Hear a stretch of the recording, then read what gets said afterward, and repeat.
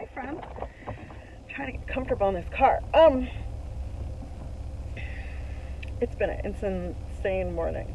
Um, Last night I talked about, kind of touched on like dating and things like that. And I noticed this morning I was having a talk with one of my mama friends, and then another talk with another one of my mama friends, and then a talk with my stepmom, and then um, another friend. And I think the theme of today, I've been struggling all morning. Like, what am I going to talk about today? What exactly should I go into? I know there's things that I need to talk about, but I don't really want to talk about those things right now. So I kind of decided that I would just talk about acceptance. And I say that because it kind of piggybacks on what I said last night versus the theme of what we all talked about today. And I know that all the dating situations that I've been involved in have been because I was seeking acceptance. I was just seeking to belong and fit in somewhere. And honestly, that's like the theme of my life, which is kind of sad, really. I didn't feel like I fit in my family. I didn't feel like I fit in my city. I didn't feel like I fit in anywhere. Not at my school, not at my home, not with my friends, not with any guy that I've ever dated. I just, this desire and need to be accepted, wholly and truly accepted by somebody, to say, you know what, T, it doesn't really matter, you know, if you can, whatever. I don't think anybody should have to change who they are to be approved and accepted by somebody else. And I remember, I know my dad didn't mean it when he said it, but a long time ago, there was a friend of mine who was at the house, and it was actually my sister-in-law.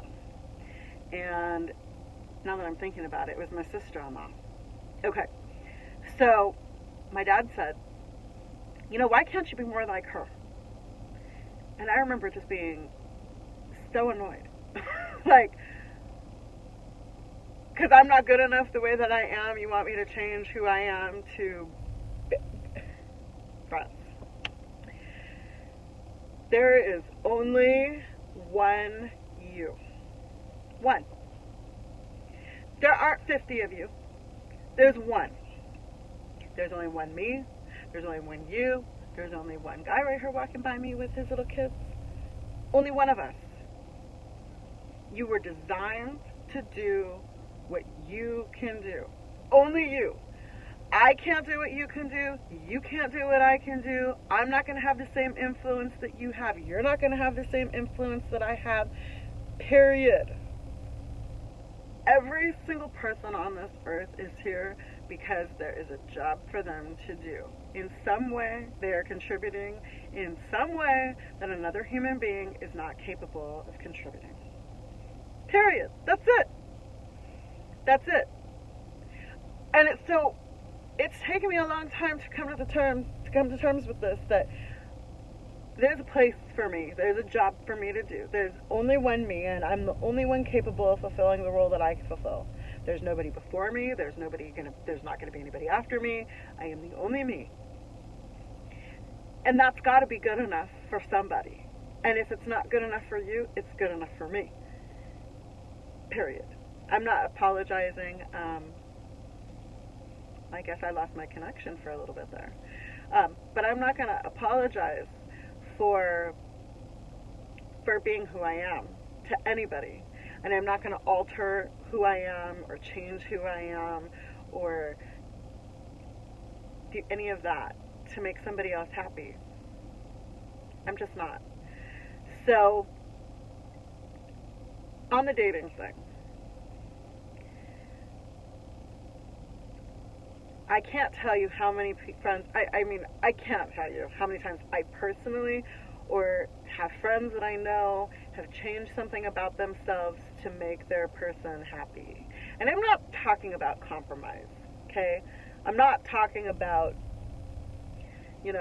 we both have a job and we have one car and we have two kids and we need to compromise some things to figure something. That's not what I'm talking about.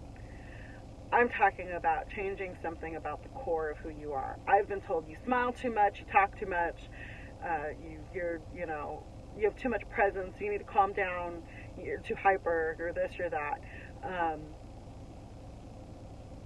I'm too hyper according to who? According to some people, or I'm too, I've been told I'm conceited. And if you know me, truly know me, conceit, not really a good word to describe me. Prideful, maybe sometimes, maybe confident, but not conceited. I don't think that I'm better than the next person. I don't think that I have something more than the next person. I think that I am more willing to use my gifts than some people, and I want to kind of draw things out of people sometimes because I see potential in them that I want them to use. But that's who I am. I encourage people. Somebody said to me earlier, one of my girlfriends, she said, you are never one that comes from a place of judgment. You come from a place of experience. And I thought, you know what? That's good. That's good. I do not try to judge people. I really try to let people be who people are and accept them the way that they are in whatever capacity that means. Be it dating,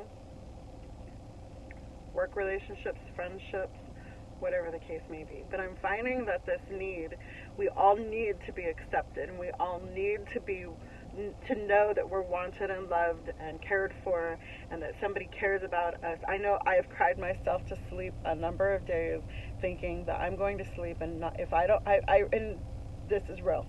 This is real talk. I have cried myself to sleep, woken up from sleep. I can't tell you how many times. I think I'm losing my connection.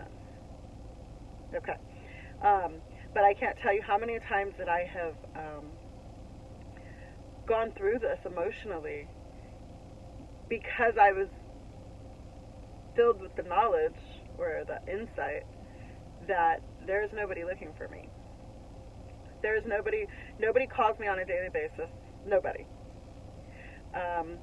There's not one person that if I didn't check in with anybody any given day, nobody's going to be looking for me. And coming to that conclusion was kind of disheartening to me because it made me realize how alone I truly am.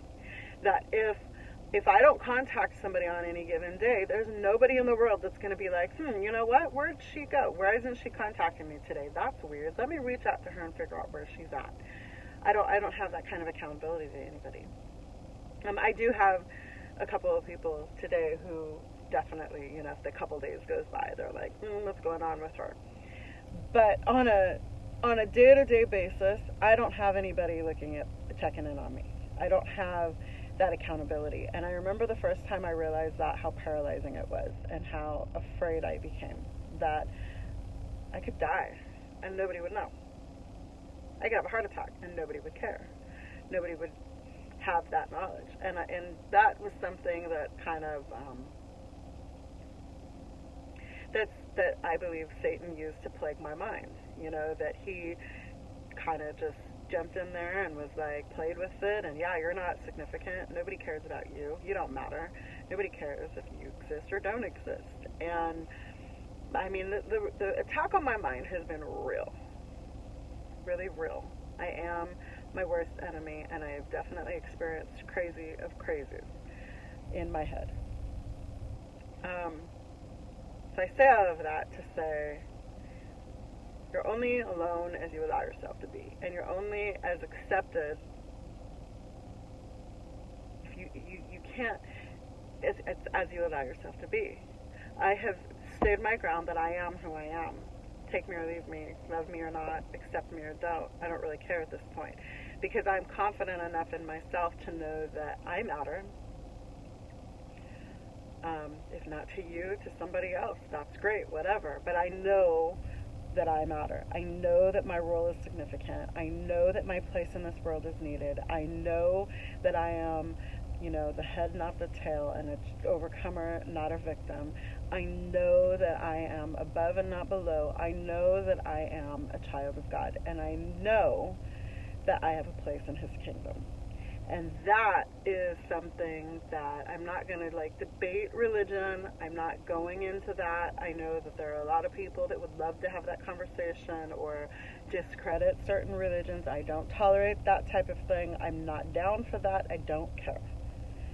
And I don't care because feel like, again, it's somebody trying to police you, put you in a box, define you according to their standards. And I do not care what people's standards are of me. I only care what God's standards are of me.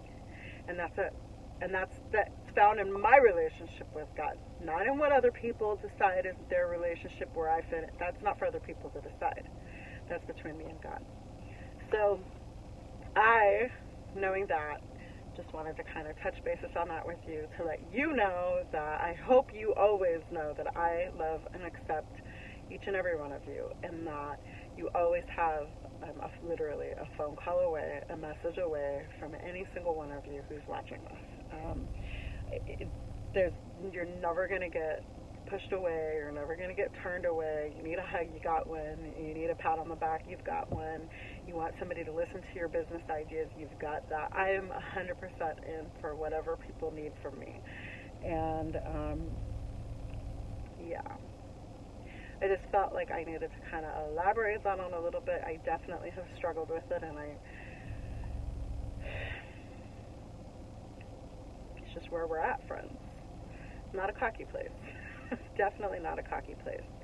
But yeah, just know that you got a friend in me. Should I start singing like Woody from Toy Story? No, I won't. I'll save you. I mean, I can sing, but I won't do that to you too. It's your lucky day. Okay, well, go forth, have fun, enjoy the day, and I'm going to run back to Starbucks really quick and grab something for lunch because I'm hungry. Have a good day. Bye, friends.